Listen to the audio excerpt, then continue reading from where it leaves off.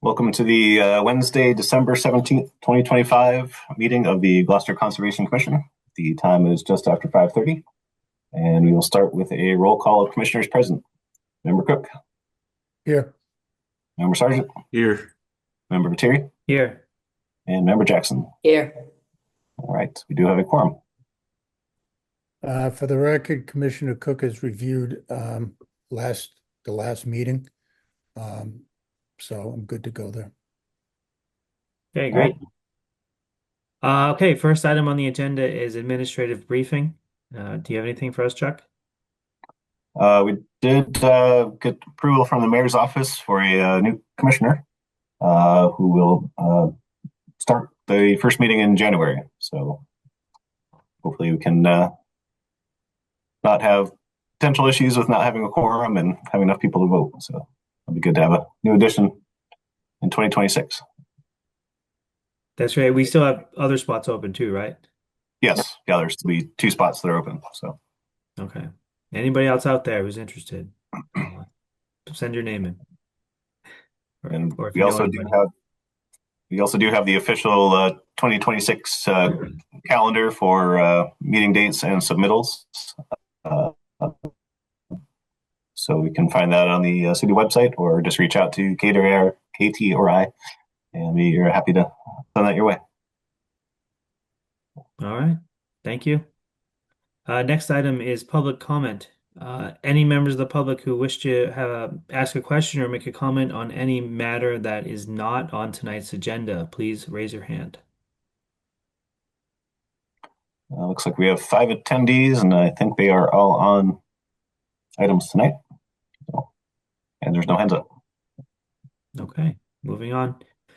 We'll close the public comment period.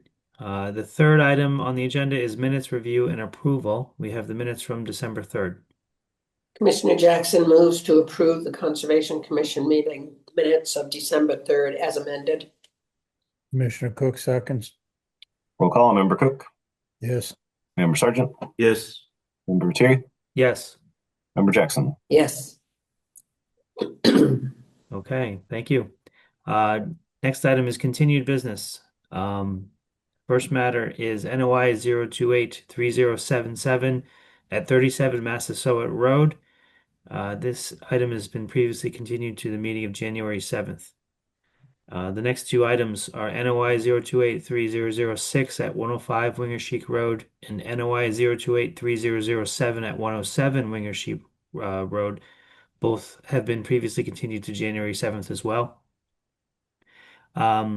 Next item is NOI 0282976 at 171 and 281R Magnolia Avenue.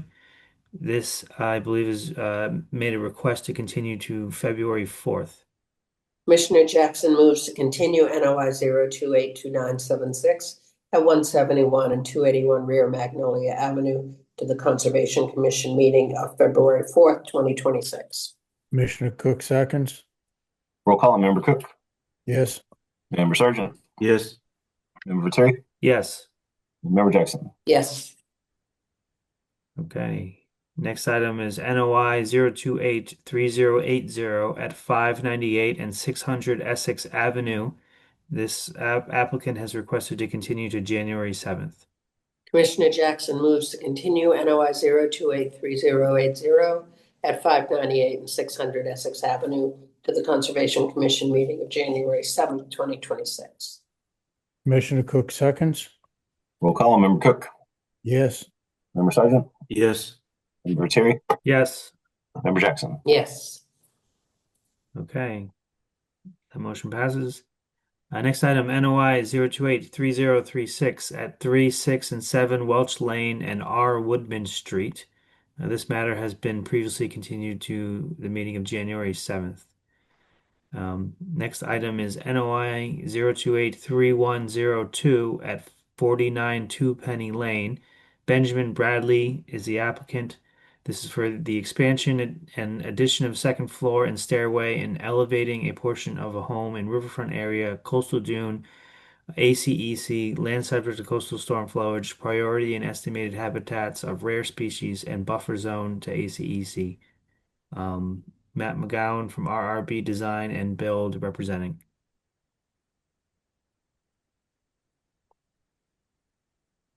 How you doing, guys? Hold on one second.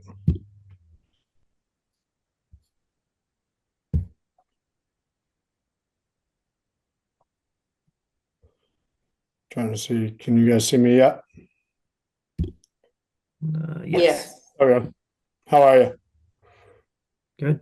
Can you give us an update on where you're at with this? Right now, everything's paid up and full with Misa and everything else. I had a phone call with them yesterday. They were reviewing it yesterday. As far as I know, they had everything submitted over and were reviewing it right away. And they were going to try to get you guys an answer hopefully today on that. I didn't know if they reached out to Chuck or anyone else to get them an email yet, but it was we did an overview over the phone, but all fees are paid in, everything is up to date. But that's as far as it got now. I mean, that was the last thing that I had to do was make sure that they were all set with everything. Okay. As far as I know, nothing's changed for plans, nothing's changed for the scope of work, which is all within the structure of what's already there. So outside of that, their answer should have been coming in pretty quick, is what they said. Okay. Chuck, did we get any response from NHSP? I have not since they reached out yesterday to let me know that they had received the application and the fee, but I've not seen anything today. And Katie did not mention or send me anything as far as a response from them. So we're still waiting on that. Okay, yeah. Melanie said it might take a minute. She was trying to rush into it yesterday because by the time they got back to me, they were pretty busy. So they just they oversaw the stuff come in Monday morning because I got your email Friday afternoon, but obviously over the weekend, you can't get anyone. So she responded to my email, and then from there was glitches in the software, I guess, being able to allow emails to be sent out to be approved to sign into the whole thing. So that's another aspect they were struggling with. So they were so we just did everything over the phone, and then she kept sending me stuff, and we settled yesterday. And she sent it right over for quick review. So she was hoping to get back to you. Someone would get back to you today, but if not, this week. Okay. Unfortunately, I don't think we can move on this in this meeting until we hear back from NHSP. So what's that? I don't think we can move forward on a vote. I think the commissioners are going to want to see what natural heritage input is. Usually we attach their suggested conditions as conditions, but we'd want to hear if they have any other comments or concerns. Right, exactly. And I emailed her a few things that I had on the plans and stuff like that, and explained it to her over the phone what was going on, because it's easier once you guys saw the site and everything else. It's easier to know what they're thinking. They thought it was a whole new structure going up, same thing as everyone else, but it's really not. It's not a whole new building going up. It's just going on top. And so I we went over that, and so she was going to try to get things pushed through pretty quick. So hopefully we hear something this week. Okay. So would 1-7 be good? Do we want to go through commissioner comments and agent comments and just see if there's anything else? Public comments. Oh, yeah, public comments first. All right, so we'll do public comment first. Thank you. Any members of the public who wish to comment on this project, please raise your hand. We currently have 6 attendees and there are no hands up. All right. Close the public comments. Do commissioner roll call comments? Member Cook, No additional comments. Member Sargent, No additional comments. Member Materi, No additional comments. Member Jackson. I was just wondering if we resolved the issue of the path through the grass that was originally for mitigation for a prior project. And I think Chuck, you had some comments, didn't you, on the boundaries? Yeah, I guess that, there's still some issues with the delineations. That, depending how the commission feels about them, it doesn't necessarily change. It's hard. I don't believe a lot of lines are drawn correctly. We're still missing, riverfront area, ACEC, several other, the dune delineation is not correct. I think Katie had mentioned that it'd be helpful to have a better resolution on the elevation lines. Right now we have 5-foot intervals, which doesn't show a whole lot. So I guess, if the commission's okay with this project moving forward without all those things being delineated, I think we need to at least maybe make a note saying that we're not approving a delineation, or that we're approving a project, but not the delineation. Just so, that delineation is good for 3 years after a project's approved. So just be aware of that. And on that pathway, I told you, even though keeping that open, because no matter what, when they service that septic system territory 3 times a year, they're pulling their lines over it, doing whatever. It would make sense to not have anything right in the way, because it would just get ruined anyways. And that's why I was going to put those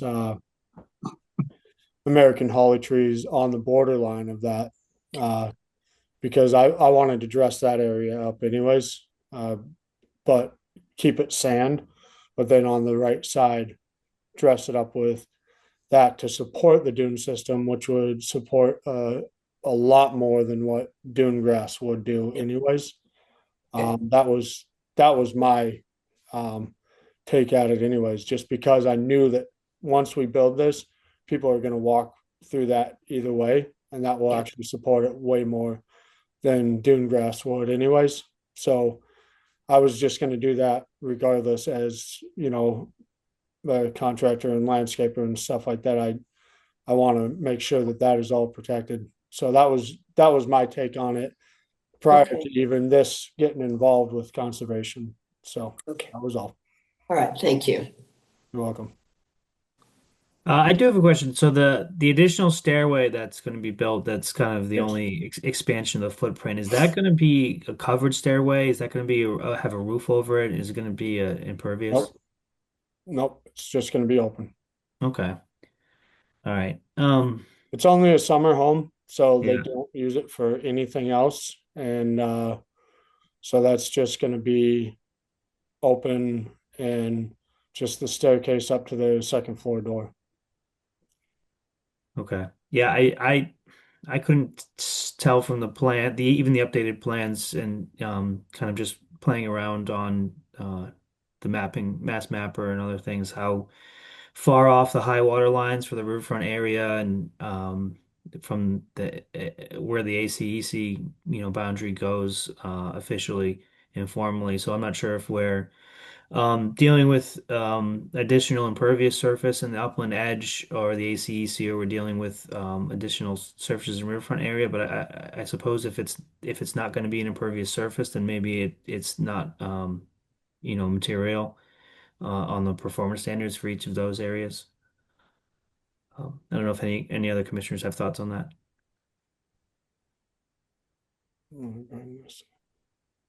Okay. All right, so I think we're gonna have to continue for NHESP comments, but I think we it sounds like we're okay with the plans as drawn, as long as there's an acknowledgement that it's not going to be an approval of a delineation. Okay. So we're continuing this to January 7th? Correct? I believe so. Is that the That's the that next should be meeting. enough time, right? Yeah. Okay. Okay, Commissioner Jackson moves to continue NOI 0283102 at 49 Two Penny Lane to the Conservation Commission meeting of January 7th, 2026. Now, I got one quick question. If they do push that approval this week and email anything, is that something that can be approved sooner than the meeting time, or no? No, we'll have to have a vote in a meeting in order to do that. Okay. Just wanted to check. Because I only have a 6-week timeline on this entire project. That's all it would take, 6 to 8 weeks. So I just want to cut inside the timeline of growth or anything else coming into the spring type of season. Okay. I mean, assuming everything is in order on the 7th, there's a period of time for any appeal period to run, which should probably allow you to start in February or so. Okay. Okay. Okay, it's a motion on I the just floor. I just want to hit inside that May territory of when certain what you guys were talking about, that April May time when it may start affecting certain animals, habitat, stuff like that. That's being out there, which I understand, but I can cut that pretty quick. Because I only need 2 weeks to frame that whole thing in, and then it's interior work after that. Okay, So, there's a motion on the floor. Commissioner Cook seconds. Roll call. Member Cook, Yes. Member Surgeon, Yes. Member Terry, Yes. Member Jackson. Yes. All right. We'll see you on the 7th. all right, sounds good, guys. Thank you. Thank you. Have a good night. You You too. too. Okay, next item is NOI 0283100 at 24 Hoff Avenue. This is the City of Gloucester. DPW is the applicant. This is for repairs to existing damaged revetment and landscaping repairs in coastal resource areas, land subject to coastal storm flowage, and buffer zone to coastal resource areas. David Smith from GZA Geo Environmental Inc. representing. Good evening, Commissioners. David Smith from GZA 144 Elm Street in Amesbury, here representing the City of Gloucester for the Cressy Beach Revetment Storm Damage Repair Project. I was before you folks on December 3rd, presenting the project that is resulting in the March 2018 coastal storm event that caused some significant damage to the stone revetment along Cressy Beach there, right off of Hoe Ave. This is the area, if you're familiar, across from the Cupboard restaurant where you access the beach. It's to the west side of that area. So the project is to repair in kind 550 lineal feet of storm damage revetment that was built in the early 90s. After the actual no-name storm of that time period, early in 91. And at that time that was built, the slope, I'll start sharing my screen here if I can.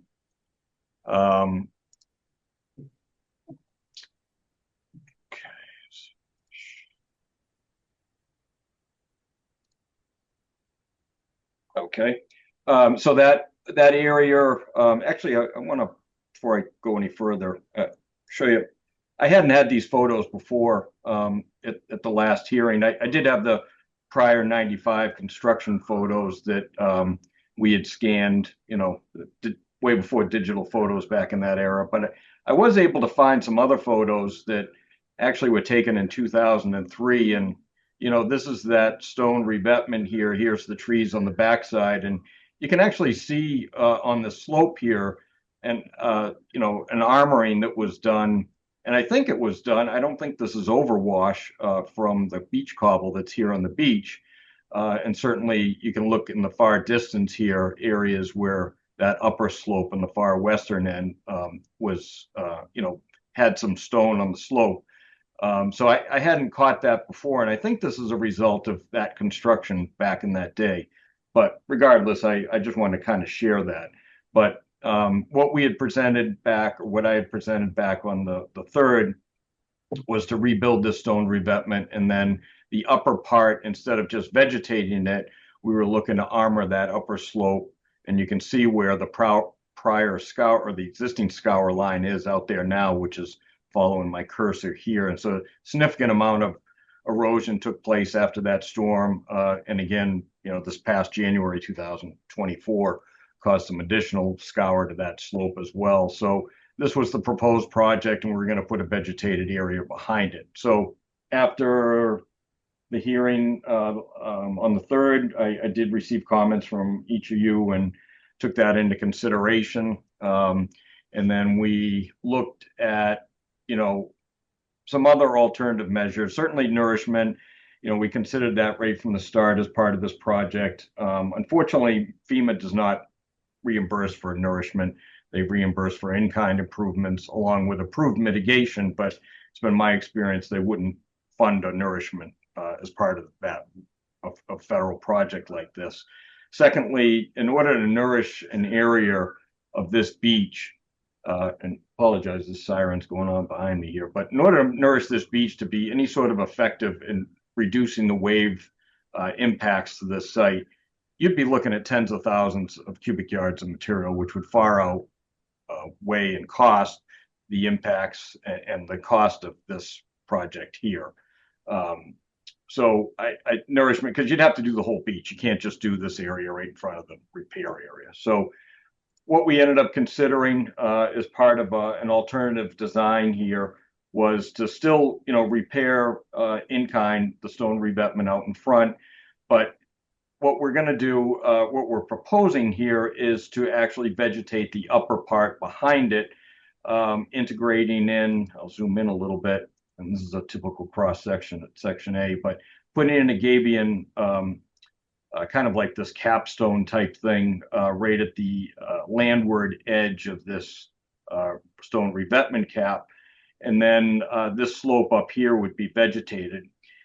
Underlying that, about 2 feet below, would be a gabion mattress. And that we're doing this in the sense that, hopefully that this vegetation can last many years and provide, protection to the upland park area in storm events and wave run up and overwash and so forth. In the event that doesn't, this underlying mattress can be used as a protection if this all disappears, to be able to prevent this revetment, the major part of the structure, from being compromised. Because you can see the significant erosion that occurred before without the benefit of any protection behind it.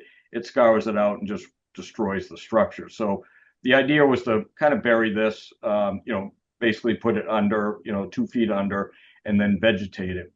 What we also kind of realized after giving it a second thought, the original vegetation was intermixed between these rows of trees. There's currently 6 trees out there now. We were going to plant an additional 5 trees behind it and integrate in the vegetated buffer, which was about 350 feet long, 10 feet wide.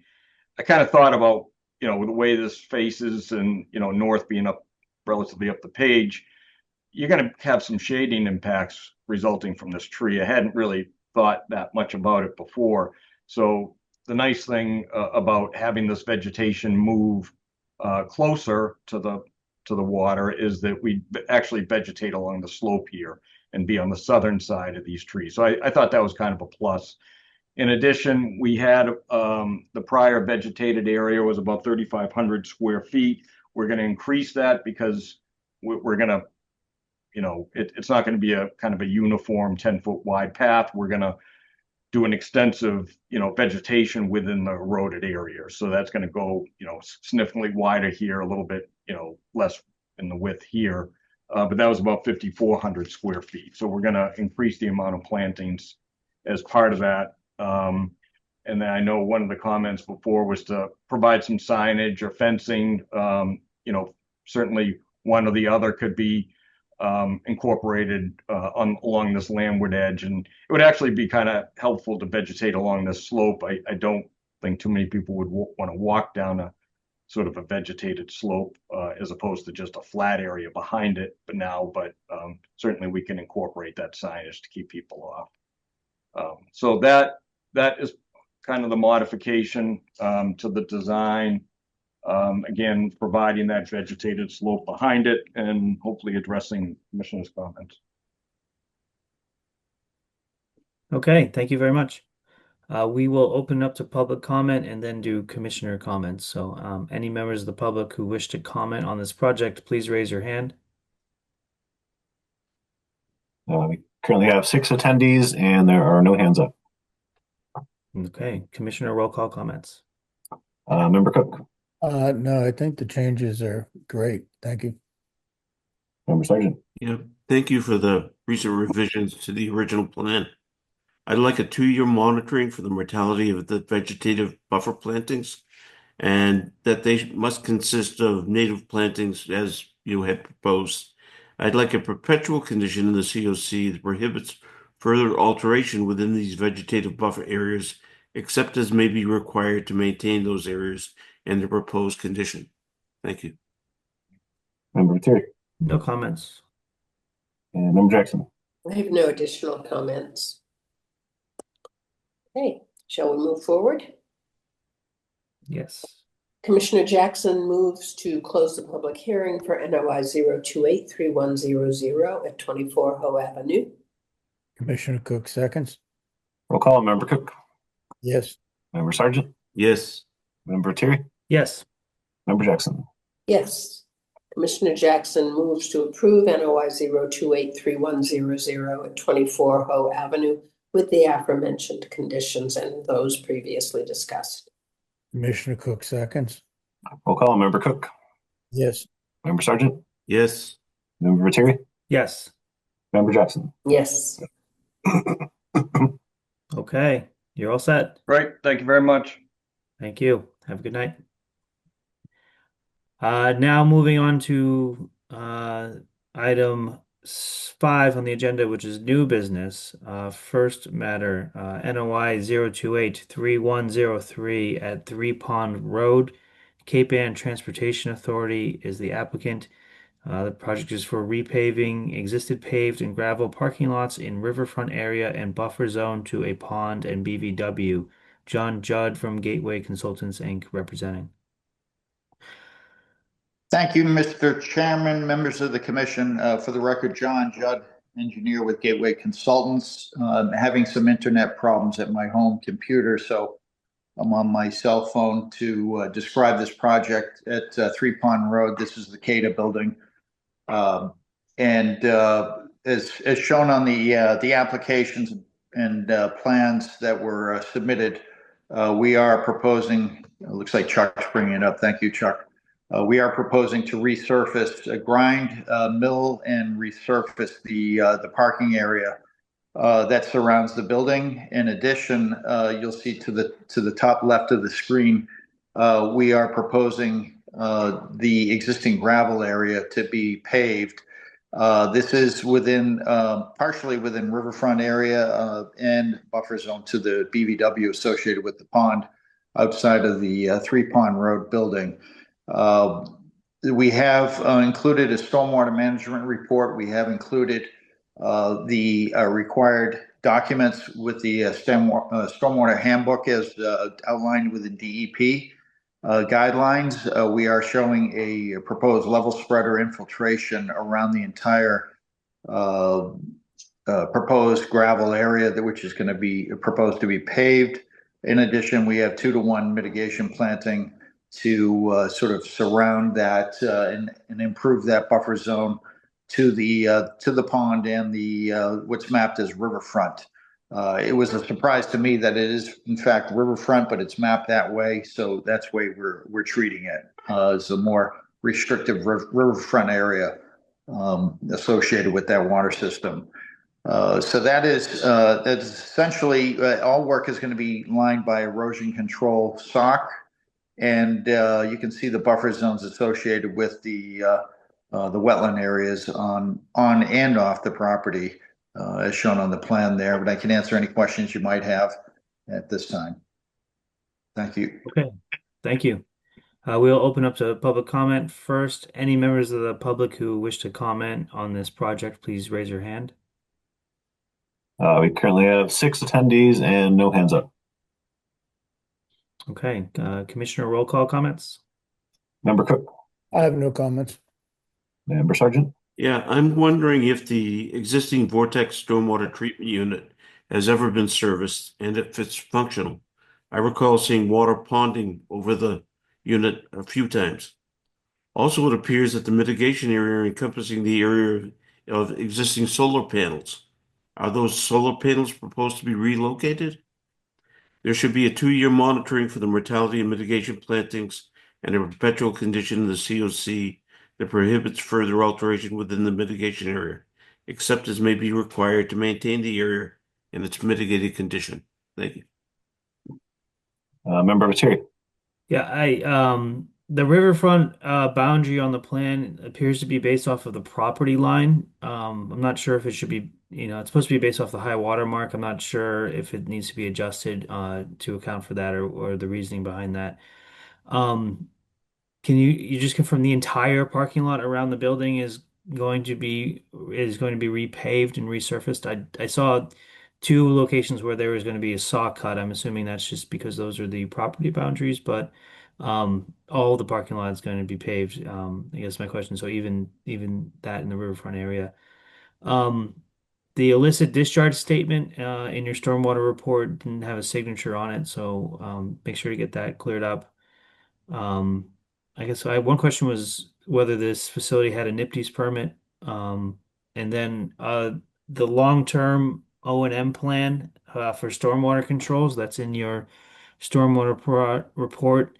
All of those measures, including a requirement to keep inspection records, all of those should be continuing conditions on any certificate of compliance. Member Jackson.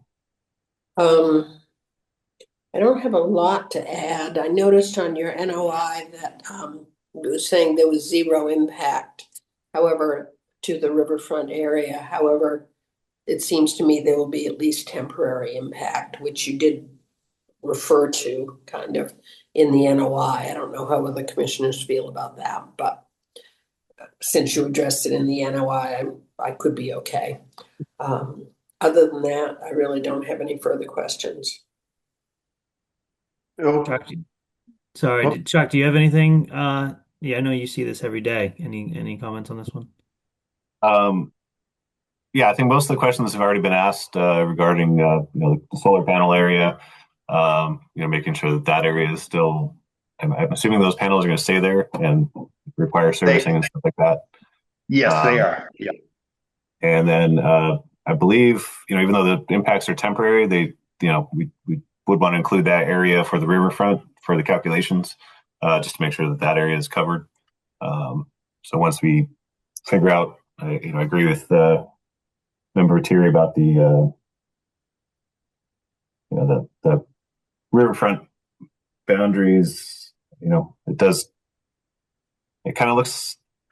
Yeah, I'm just kind of curious how those are come up with.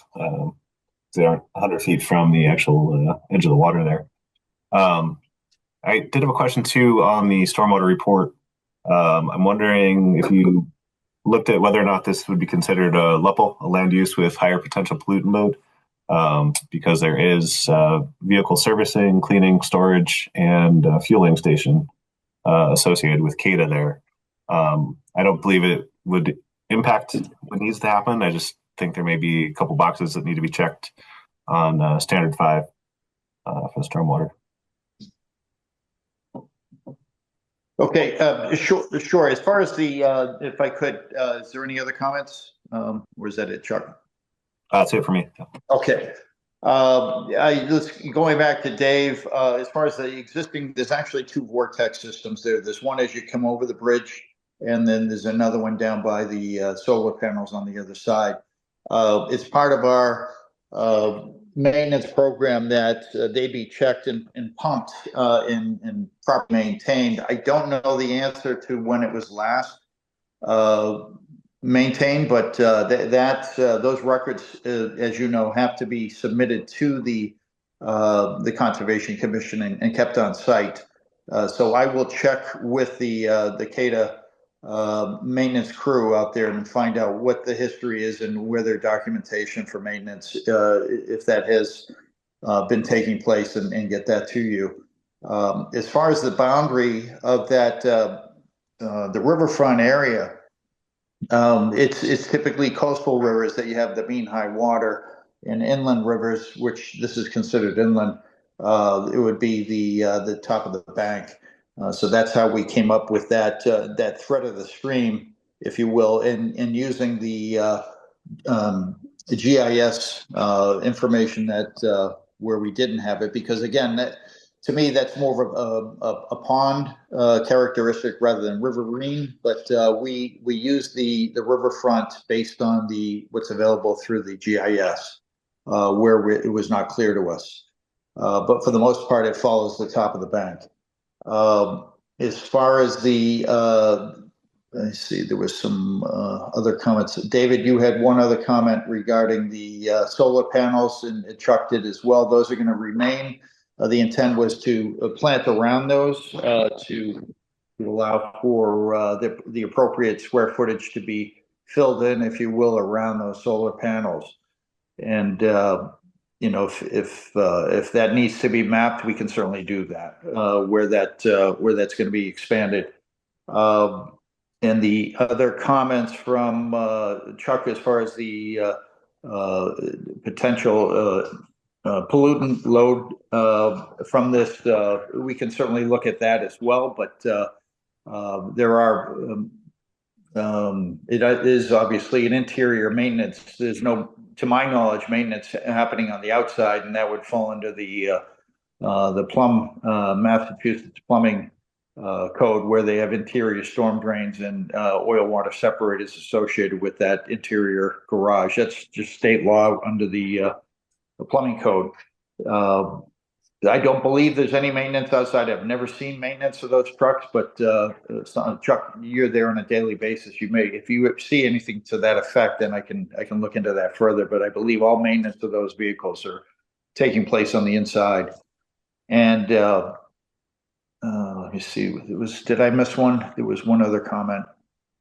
I commented on the fact that you had indicated zero impact on the NOI, but you had referred to temporary impact in the narratives. Okay. Yes, I apologize for that. It's obviously we have temporary impacts, and we do have erosion control for that. We do have the impacts associated with paving the parking lot, but offsetting that with mitigation planting and also stormwater infiltration, which there is none now. There's also a member of Terry's comment about the illicit discharge statement needs to be signed.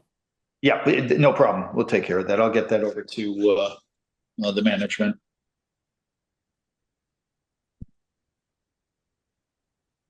All right. Did we address everything?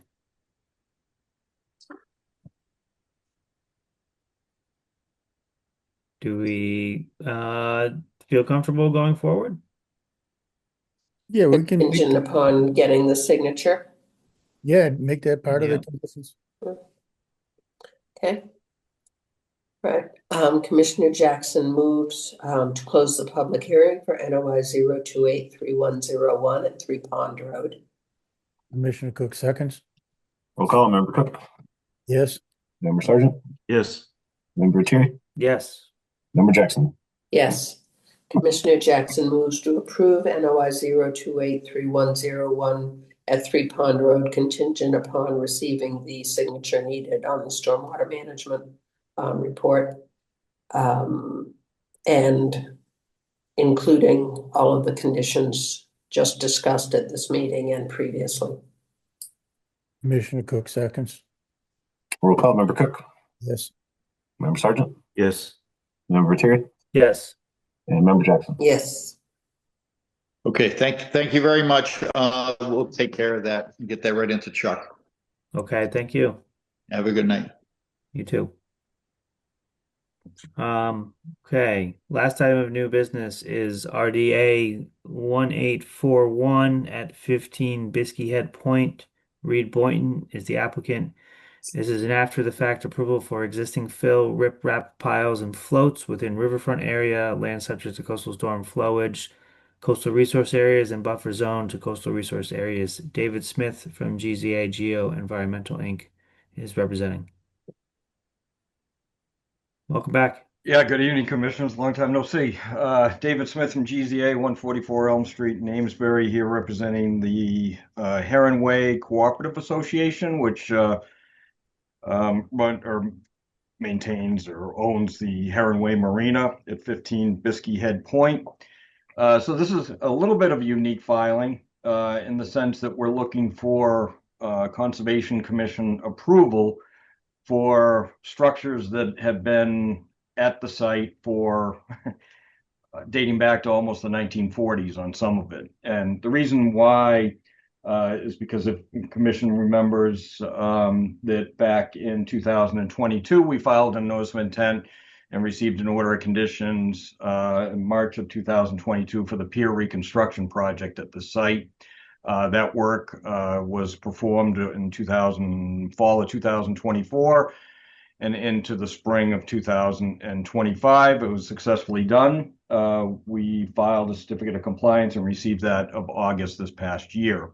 So during that process and additional permitting, including Chapter 91 and the Army Corps associated with that work, we discovered that there was some structures at the site that weren't captured under prior Chapter 91 DEP, the Waterways Regulation Program licenses. So there's 3 licenses at the site. One is 2248 that goes back to 1940, and that authorizes it actually authorized a seawall, a shed, but it encompassed the pier that was out there that we rebuilt in kind. License 1365 was issued in 1986, and that was for the mooring piles, the floats, and the gangway out at the site. And then license 4697 was issued in 1995, and that was an upper deck in that pier, in the prior pier structure, and that was to license that along with the ramp, dinghy floats, and establish a reconfiguration zone at the site. So let me see if I can share my drawing I have up. Okay. So this is the site right here. This is the sort of the Marina Clubhouse building. This rectangular shape right here with the sort of darkened area. This is the pier that we reconstructed last year. So that is all new. And then it's a seasonal gangway that comes out to these floats. The main floats do stay in year round. All the finger floats come out along with these row of dinghy floats that come around the front side, southern side of the pier, and then also comes up along the east side. So there's 5 particular items here that we're looking to get approval on.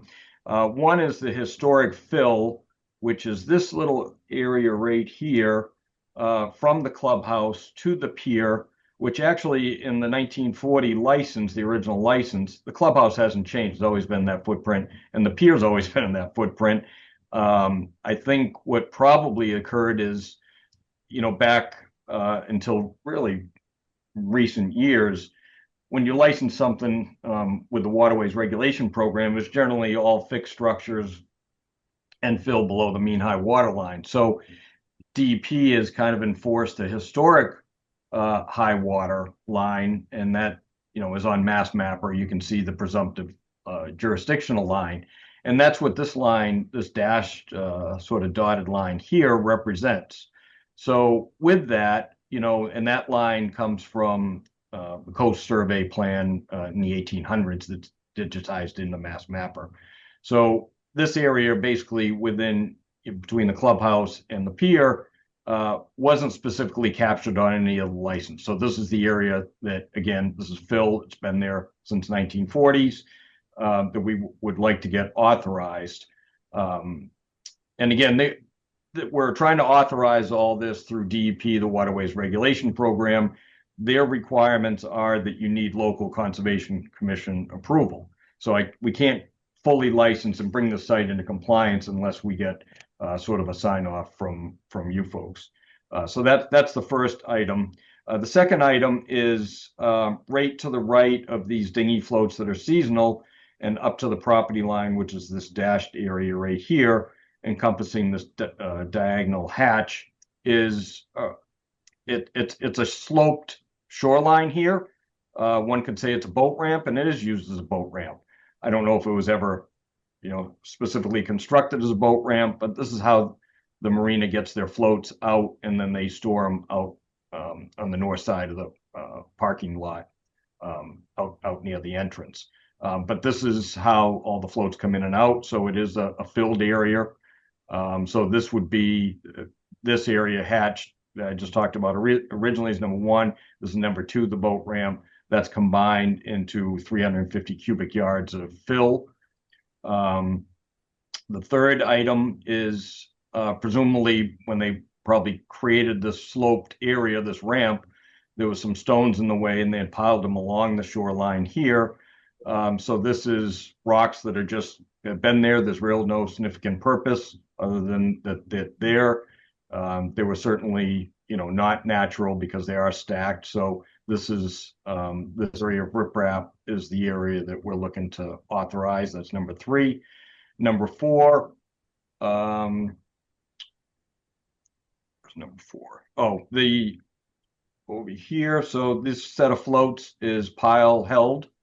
In the early 2000s, probably after the dredging occurred at this site, the marina had two piles installed because they were nervous with the stability of the floats when it's fully occupied and wind loads and so forth. And they wanted some added support along the end. So they installed a pile here, and then they installed a pile at this end. So these two piles, all the other piles and floats are captured under the license.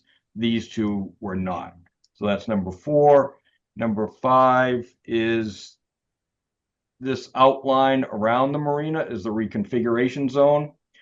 On this corner right here, there was, it came in this fashion right here. We're looking to eliminate that. It doesn't make sense to have the reconfiguration zone above mean low water. You're certainly not going to have boats or floats in there. So we're going to eliminate this sort of this cutoff here, and then also incorporate, sort of expand, this is the original line right here, but alter this line such that it encompasses the dinghy floats right here. So that's number five. Number six, when we did the pier reconstruction project as part of that NOI filing, we also included these dinghy docks as part of that filing. Unfortunately, that was presented in that filing as 310 square feet of floats. That was an error on our part as far as the square footage. So it's really 396 square feet. So we want to make sure that we, capture the true square footage in this, which is an additional 86 square feet. So it's 396 square feet. And I can show you real quickly. These are the older photos. This is before the pier was built, just to give you a sense of where these different areas are. Here's the clubhouse, here's the old pier. The fill is, basically in that gap between. This is the ramp area here, just to the right of those floats. This is that riprap or stone along the property line. This is the pile at one end, pile at the other end. It is there, it's hard to see. And then these are the dinghy floats that extend further that way. It's just another photo of it. So that's what we're looking to do, is to basically authorize these structures and fill that have been there quite a while. Okay, thank you. We will take public comments and then commissioner comments. Any members of the public who wish to comment on this project, please raise your hand. We have 5 attendees and 1 hand up. Charles Crowley. Sorry, Hi, guys. name and address for the record, please. Charlie Crowley. I'm 19 Biscay Head Point, so we're the direct abutters to the marina. And in fact, we're the property that is kind of overshadowed by the property and by the reconfiguration zone. I just wanted to clear up a few things on the historical timeline that has been being used all along. So the pier was first permitted in under license 2248, 1941. It was not, however, built until between 1959 and 69, and that is evidenced by a second permit, which hasn't been mentioned here, or which was 4204, which was taken out in 1959. And that shows that there is not a pier there. It's also evidenced in letters and correspondence in the Gloucester Building Department. So it's not a big deal, but it is a big deal in that that's the basic permit that all of this stuff is based on. And I bring it up primarily because it just shows the incredible confusion that there is because we have all these permits. And I think the Concom would be serving everybody well if in their conversations back and forth with the state that they would recommend that this all be cleaned up and be put in one permit. The question behind that is if they didn't build it for 20 years, currently, if you don't build a project that's outlined in a license, a Chapter 91 permit for 20 years, the permit would be void. You have 5 years to do it. I have no idea what the situation is on that. I have no idea whether that 2248 has any validity or not now, but it is the basis of the permits. So that's just a bit of historical fact. We have an interesting property here, so I kind of know a lot about the history. Second thing I want to, and that pier, by the way, was built by Frank Abbott, who owned Gloucester Gateway and sold it to the people who built Heron's Way Marina in its current configuration in the, I guess, early 80s. The fill clearly does not go back to the 40s. The fill goes back originally to the 1960s. The secondary fill in front of the ramp definitely goes back to when Heron Way was built. There's actually a stop order from the Conservation Commission in I think it was 83 for that. I know that some fuel tanks were removed from there just because I happen to know the gentleman who removed them. That just want to add to that, it is definitely a boat ramp. We have an easement to use the boat ramp, so I think it's a bit of a euphemism to say that it's a sloped area. It's a boat ramp. It's on my plans, whatever. It's on my, I have an easement for it. And the Heron Way people use it as a boat ramp. The riprap to the side of the marina, by the way, is actually not what he's describing as. It's a property line. It used to be a stone wall. That's a big part of that. Let's see, just to make things clear for you, the pilings that he's talking about on the end have been approved by DEP Waterways. They were done in a letter permit in 2013. I have a copy of it. Danny Francois sent it into them. I did the same thing when I put in my pilings. I copied his letter, and so I have the letter. And as I said, it was approved by DEP Waterways in 2013. I don't know if it went to the Concom or not. Let's see. The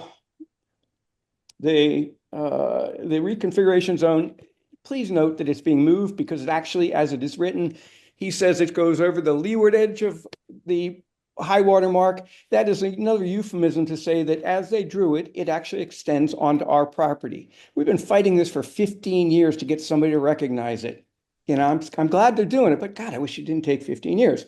And then just on the dinghy floats, I just want to add, a lot of the stuff is historic, but that is clearly something that they have built and added on without permits in the recent history. These recent owners, these recent directors, and that should be treated not as, quote, an improvement as it's being drawn in the plan. It really should be looked at as a violation. And it's not a terrible violation, but it is an issue. It's drawn on the plans as being seaward of the historic high water mark. However, if you look on Google Earth, you'll see it grounds out. So those probably need the provisions for the little legs and all that other stuff you do to keep it off the marsh. It's not a big deal, but it's just kind of what it is. So what we are asking is that you just slow down here and just look at all this stuff one at a time. Like maybe the boat ramp, maybe there's erosion issues. I don't know. But just all this stuff, this is a huge amount of work to be thrown in. for an RDA. It really should go the next step, get an NOI, and just talk about everything, slowly, whatever. Again, we're not really objecting to most of this, but we are objecting to the way that this has been done. All right. Thank you very much for your time. Okay, thank you. We'll move to commissioner comments now. Member Cook. I'd like to thank the abutter for bringing up a few good points, especially if you could get everything combined under one Chapter 91 license. Yeah, most of it is historical. I know the boat ramp has been a boat ramp as far as I can recall, going back into the 60s. So I don't have a problem combining everything under the RDA, but that's my opinion. Member Sargent. Yep. The historical thing in the 40s, and I don't even want to deal with that, but I'm curious why some of the work performed since the early 2000s was done without the proper permitting.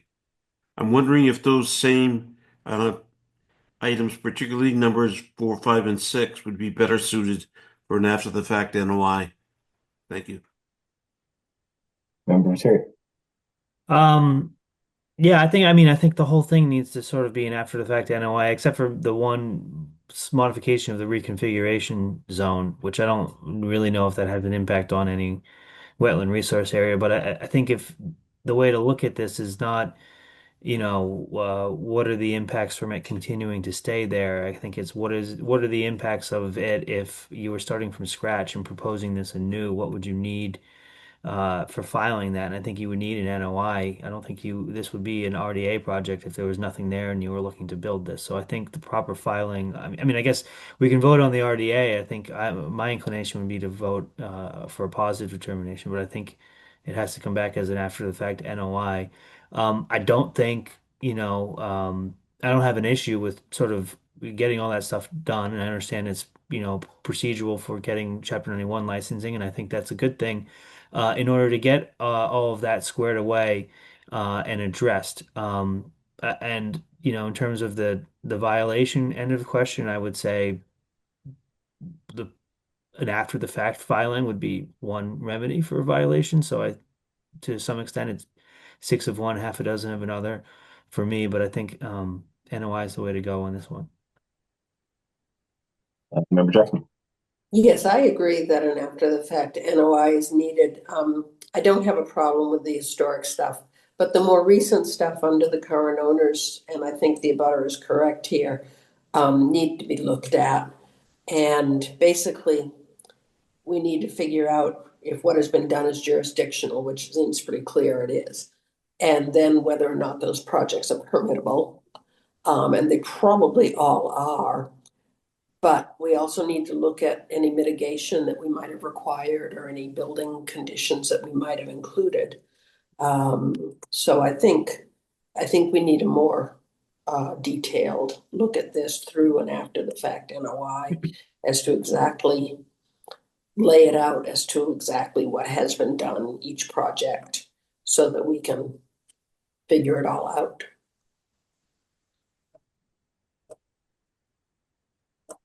All right. Anything, Chuck, to add? Yeah, I guess just given the timeline that, I think, for violations and stuff, we really only have a 3-year window unless there's to be a new property owner. So I don't know that that's really a viable route to treat it as a violation. So yeah, I think, the commission would like to see it as an after the fact NOI probably makes sense. But Chuck, are you saying we can only look at the last 3 years? Is that what you? It's the statute of limitations is 3 years. And this stuff seems quite a bit older than that. Have any of these been done in the last 3 years? No. Doesn't sound like it, but That's to bring in enforcement action, but it's kind of beside the point at this time because, the applicant needs the Chapter 91 licensing, so you need us to give you the approval before you can go to Chapter 91. So it's coming to us anyway. I suppose if it didn't need Chapter 91 licensing, you'd kind of get away with it, so to speak. But um, I'm not sure if it changes sort of um, our role because we might ask for an after the fact NOI as part of enforcement anyway. So what are you saying, Peter? Are you leaning towards a negative RDA and then looking at an enforcement action later? No, no, I'm leaning towards a positive RDA and a Okay. after the fact NOI filing. Okay, but I don't think we can do an enforcement for any of these because mm, they're beyond 3 years from when it was done. but but none of this has been done within the last 3 years. So why are we asking for an after the fact NOI? I'm just trying to follow your reasoning. Because it's work that's already been completed, so it's after Mhm, the fact in that regard, and it's in a resource area. There's alteration of a resource mhm. area, so I think it needs an NOI and not an RDA. I don't think we could say there's a negative determination because I don't think we could say that there's no impact to a resource area. Okay, it's fair. Uh, Okay. what if they were to withdraw without prejudice and then come back with an after the fact NOI? I wouldn't have a problem with that either.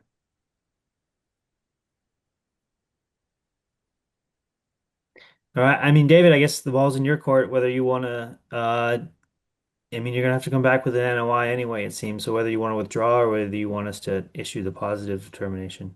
Yeah, well, so I was advised by Chuck back in April of last year that an RDA would be sufficient to file here. So I have the email right in front of me. That's fine. I can resubmit as an NOI. I was directed to file the RDA because of the fact that this is after the fact work. We're not proposing anything. The only thing that I see, according to Commissioner Sargent, we'd be filing an NOI for two piles if the 1940s work is kind of not included. Two files, the reconfiguration zone, that really, I don't see it being warranted for an NOI.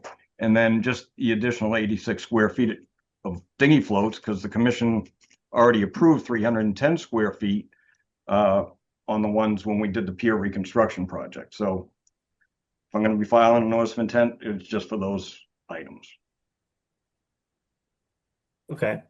Um, can we split the RDA for the stuff that doesn't need an NOI? Give you a negative determination on the reconfiguration, which I don't think needs an NOI, or a positive determination on some of the other things. You have 5 items. Um, I'm sorry, I guess there was actually six. I'm sorry, total, but we could do that. Just we're trying. To kind of respond a little bit to Mr. Crowley's comments. That license 2248 is active because we were able to get a minor project modification for this pier reconstruction work under that license. I've had significant communications with DEP. They've advised me to, file in a certain manner to be able to bring everything up into compliance. So Mr. Crowley identified these prior issues. We're trying to make it right. And if there was a letter permit issued by DEP for those two pilings, I have yet to see it. DEP wouldn't have issued it unless the commission had approval. So maybe there is some documentation that has those two piles in it. My understanding was that they hadn't got permits for it. I don't know how or why they got it installed. I'm not exactly sure. The dinghy floats, as I said, we did have them authorized under the pier reconstruction work through the commission. So those are already approved. The marina doesn't have the basis of having a license for it. They've been getting a local harbor master 10A permit for just those dinghy floats so that they could stay current with their licensing and approvals.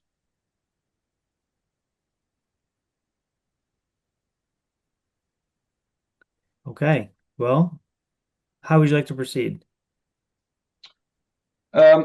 Well, if the commission wants to issue a negative determination for some of the 6 items, I would accept that. And then I guess I'd want specific direction if I'm filing a notice of intent, what I'm filing for, which items, which I'm assuming is the two piles and the 86 square feet of floats.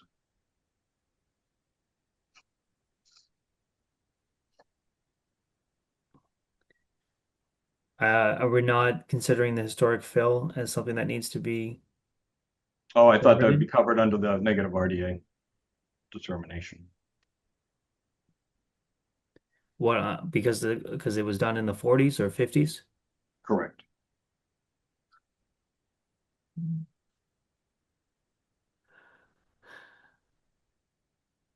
Can we split an RDA like that, Chuck?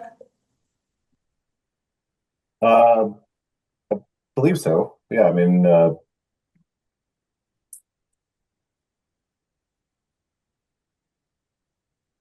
yeah, I think as long as it's clear. Okay. Well, I guess as a commission, are we comfortable finding that the fill was completed in kind of prior to any filing requirements under the Wetlands Protection Act? I think we have to I make a am, finding of that. I am, because I think it predated wetland protection. Um, I'm not sure that we're accomplishing an awful lot by requiring an NOI other than permitting process. But I can go with it. Well, I mean, I guess if we're knocking a whole bunch out and then split RDA, I guess it changes Yeah. sort of, I was imagining the entire, all six things together in NOI Yeah. filing instead of an RDA filing. Yeah, I'm okay with the historic fill, and if people want an NOI for the piles and the 86 square feet. Oh, how about this? How about we go through each of the six items and we vote on a positive or negative determination? Okay. Okay, so the first item I believe was the fill between the clubhouse and the dock, right? And the argument for a negative determination is that fill was completed in the 1940s or 50s and therefore predates any kind of wetlands requirement for permitting. So I guess we'll make a motion to have a finding in that regard and to make a motion to issue a negative determination. Well, I guess first of all we should have a motion to close the hearing, right? Yes. Okay, Commissioner Jackson moves to close the public hearing for RDA 1841 at 15 Biskie Head Point. Commissioner Cook seconds. We'll call Member Cook, Yes. Member Sergeant, Yes. Member Terry, Yes. Member Jackson. Yes. Okay. Okay. Oh, sorry. Go ahead. No, I was just going to say Commissioner Jackson moves for a negative determination on the historic fill issue for RDA 1841 at 15 Biskie Head Point. Commissioner Cook seconds.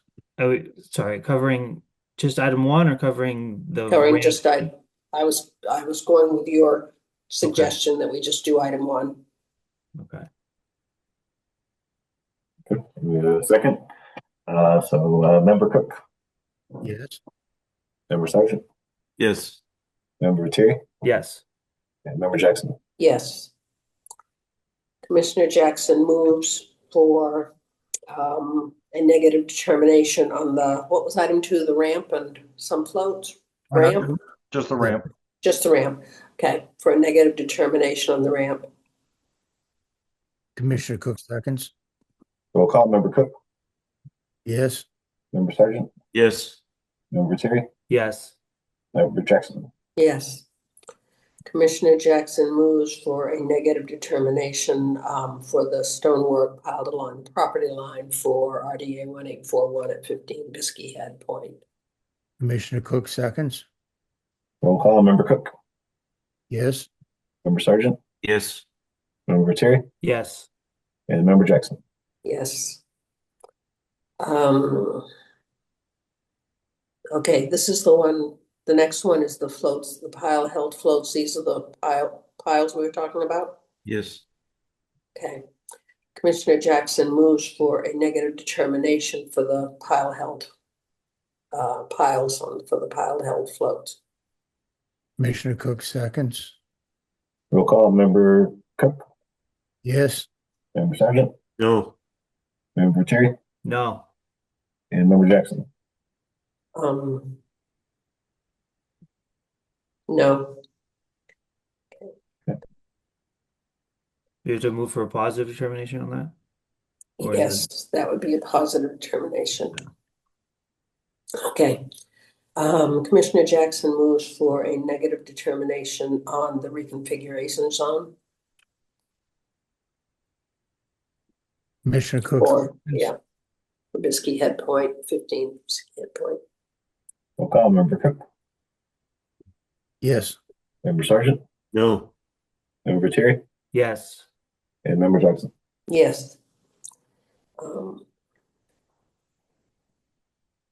Okay, Commissioner Jackson moves for negative determination on the pier reconstruction, including the dinghy floats expansion from 310 to 396 square feet for RDA 1841 at 15 Biskie Head Point. Commissioner Cook seconds. Roll call, Member Cook, No. Member Sargent, No. Member Terry, No. Member Jackson. No. Okay, so we have to vote for positive determinations on that, or is this the no vote on a negative determination result in a positive determination? Chuck? I guess to cover our bases, we could vote for a positive determination on 4 and 6. You want me to move for a positive? Is that what you're asking? I mean, I think if there's any question, that would make it clear. Okay, yeah, it's fine. I couldn't understand you. Okay, Commissioner Jackson moves for a positive determination on the piles for the floats that were constructed without a permit and or the piles were constructed without a permit. And for the dinghy expansion from 310 to 390, dinghy float expansion from 310 to 396 square feet for RDA 1841 at 15 Biskie Head Point. Commissioner Cook seconds. Roll call, Member Cook, Yes. Member Sargent, Yes. Member Terry, Yes. and Member Jackson. Yes. Okay, well, I think we got there, but I think we eliminated some things for you, and I think we got to some of the things that need an NOI. So hopefully that clears things up. Yep, it's clear. Thank you. Okay, thank you very much. At this point, I have to leave. Commissioner Jackson has to leave. Okay, So I good think night. you have enough commissioners to carry on the rest of the business. Okay, Okay. happy holidays. Thank you very much. Same to you all. Bye-bye now. Bye, John. Yeah, Joe. We are moving to item 6 on the agenda, which is certificates of compliance. The first one, RCOC 0281933 at 3 Welch Lane. I believe we are still waiting until January 7th meeting with the NOI for 3 Welch Lane to review that one. Yep. Okay. Second one is RCOC 0282831 at 41B Wingersheek Road. And this one we were waiting for the last item was a sign signifying that there was pedestrian use only for the beach path, and that signage has been installed. So I believe that was the last thing that we were waiting for to approve the RCOC. All right. Do we have a motion? Yeah, I'm sorry. Commissioner Cook moves to approve RCOC 20281933 for 3 Welch Lane. Commissioner Sargent seconds. This is for 0282831 for 41B Wingersheek Road. Sorry. Commissioner Cook moves to approve RCOC 0282831 41B Wingersheek Road. Commissioner Sargent seconds. Roll call, Member Cook, Yes. Member Sargent, Yes. Member Terry. Yes. Okay, item 7, violations. First one, EO 2408 at Whistle Stop Way. Unpermitted clearing of vegetation, bordering vegetated wetland and buffer zone. Do we have anybody here for today for this? We don't. We have nothing new on that at this point. They are all finished with any site activities for the season. We're just waiting on their annual report, kind of wrapping up what all activity this year. Okay. Um, Next one is EO 2504 at 145 Atlantic Road, unpermitted filling of wetland and removal of vegetation. Mike DeRosa from DeRosa Environmental Consulting, Inc., representing. Hello, everyone. Mike DeRosa, DeRosa Environmental. If I can share my screen. Can everyone see that? Yes.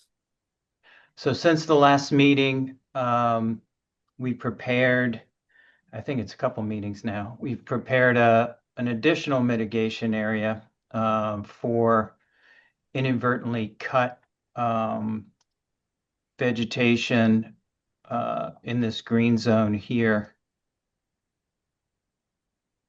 And that's been cut. And so we have replanted that with this section of plantings, which includes, I'll zoom in on that so you can see. It includes 61 plants, 61 shrubs and trees, including red maple, eastern red cedar. And these are in addition to other trees that we have scheduled for that area as well from the initial planting plan. So these are additional trees, another 12 trees there, and then 61 total. Let's see, it's 24 plus 25. So another almost 50 shrubs going in as well. And those are all 3 gallon and 1 gallon. And then we have 125 1 gallon containerized perennial flowers that'll be going in that area. And then seed to finish off that area. And that will just be a wild area. It'll not be cut except to maintain it as a wild meadow space in here. And then everything that we had for Wetland C is kept in place for the restoration of that area. To date, we've basically just chipped the brush that was there. We started that yesterday. We had notified Chuck and Katie for that, and it looks like they're going to finish that tomorrow. And then we are going to wait until after the first of the year to come back and restore Wetland C, which will excavate. We will excavate the fill material from there. That'll be taken off site. And then we will augment those soils, stabilize them for the winter, and then all this will be planted in the springtime. Once that gets done, we'll revisit with Chuck and Katie, and then proceed with the rest of the invasive species work. Mark Chicoria from Chicoria Tree was with us yesterday. His guys will be finishing up tomorrow just for the brush chipping. And then both my guys were there yesterday. I was there yesterday. And we will be there for any additional work once the commission allows us to proceed with the next phases of the project. So tonight, I think we just need the commission or ask the commission to amend the current enforcement order to include this additional restoration plan. I think that's right, Chuck, correct? and then we'll finish up getting Wetland C together after the holidays, and keep Chuck and Katie in the loop going forward. And we'll be 100% involved going forward, so we won't have the mishaps we had previously. All right, thank you. You want to do roll call comments, Chuck? Sure. Member Cook, Uh, no, I like the change. I like the changes in, I'm gonna say the northern section. That looks good. Thank you. Member Sergeant, Thank you for the updated restoration plan. It's appreciated. Member Terry, Yep, I echo those sentiments too. It looks good. All right, so we need a motion to amend the enforcement order to include this additional area as part of the restoration plan. Yeah, what should I call it when I the northern restoration? Yeah, Wetland C and buffer zone, I think would work.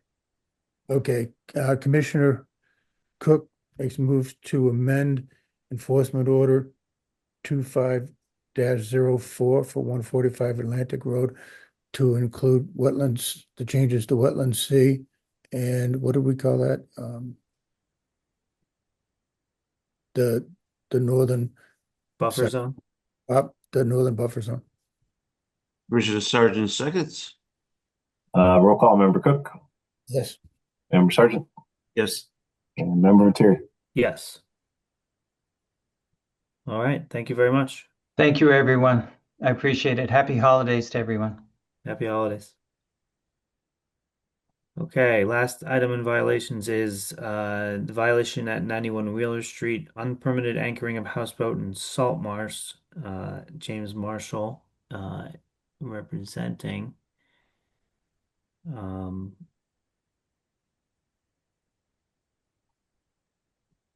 Chuck, you want to give an update first?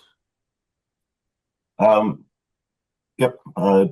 Jim should be joining us as a panelist here. Jim let us know that he had removed the boat and also the floats from that part of the salt marsh and sent us a photo of that. Looks like he is here. All right, Jim, thank you very much for that. We appreciate it. Okay, we all set? I believe so. Do we want to? I think, I guess, in terms of cleaning things up, we have to issue return to compliance orders, I believe, for the two properties, right? Yeah, we never issued any enforcement, but we can certainly write a letter Okay. that they're Okay. back in good standing. All right. I mean, we issued notices of violations, right? Yes. Okay. Is there typically any cleanup once those are addressed? Uh, Nothing really official, but we can certainly send out a letter just documenting it. Okay. Um, I guess I would suggest that Mr. Marshall reaches out to folks at Chapter 91. Because my understanding in talking with them is that the potentially the configuration of floats and that boat are not currently covered under the Chapter 91. So before you put everything back out in the spring of 2026, maybe just check with them, make sure that you're not in any violation on their end for the Chapter Yeah, 91. I have a renewal pending, and really the different configuration from a square footage standpoint is that replacement of the ramp. I didn't go out any further, but I do have to account for that in the renewal, and I am starting that process in January. Okay. And it may require, if it's different from what was previously approved, you may want to just double check, make sure I don't need any approval through the commission before you go to Chapter 91. Yeah, I will. I'm going to work my square footage, and I believe move one float away. I've just got to go recheck my measurements, and I'm going to do everything I can to try and fall within all of the confines of my original permit, so that I can just renew it like that. But I will certainly take that into consideration and renew the permit appropriately. Yep. So Commissioner Cook moves to return to compliance violation for 91 Wheeler Street. Commissioner Sargent seconds, and he wants to thank Mr. Marshall for his immediate response. Roll call, Member Cook, Yes. Member Sargent, Yes. and Member Terry. Yes. Okay, thank you very much. Thanks. Could I make one request? So, in my in my photograph and cleaning this up, I mean, it's plainly obvious that there is at least 4 other float sets in the resource area. So could the commission at least confirm in the minutes whether or not you plan to take any action on that, or whether you're okay with that? I'm wondering if Chuck could, check out, that general area and see if there are violations, and then check back with us. I appreciate that, David. Thank you. All right. Okay, that's the end of the agenda. Any I'm other wondering matters? Oh. I'm wondering if there's been any follow-up on 137 Winkershik, that we spoke about, last meeting. I have not finished that letter, but I have it started, and I intend to get that done early next week. Okay, So thank I'll you. run that past you all before we issue that. Thank you. Um, did you mention something about 227 Atlantic Road? Would spring and fall monitoring reports have been submitted? Oh, yes. Let's see. Yeah, we received their monitoring reports. Just want to let you all know that those had come in. I wasn't sure if there's any follow-up needed at this point with them on that, or um, How do they look? Did you see any issues? they look good. I haven't been out there in a little bit, but I was out there earlier in the spring and the summer, and everything was, looking pretty good, becoming established. Um, Not the best time of year to Yeah. look at plants, but yeah, I mean, I think we still have a couple of years on that one, so definitely be curious to see how it looks in the springtime. Okay. All right. Well, I'm not going to be around. I guess I have to stop by tomorrow morning, first thing, to sign anything, because I'm not going to be, back until after our next meeting. Okay, Um, I'll let Katie know that you're going to be coming in. okay. What time are you guys usually in? 8 o'clock. Okay. All Yeah. right. All right. Yeah, I'll Um, drop by and yeah, let her know. I'll drop by and I have to sign those tomorrow, I guess. okay. And you said you'd be joining remote for the next couple of meetings. Um, just this meeting on the 7th. Okay. I'll be remote for that one. Okay. All right. All right. Nope. Hope everybody has a good holiday. You too. Yeah. You too, Bell. Commissioner Cook moves to adjourn the meeting. Commissioner Sargent seconds. Roll call, Member Cook, Yes. Member Sargent, Yes. and Member Terry. Yes. All right. All right. Take See you all in the new year. Thank you. Thank you.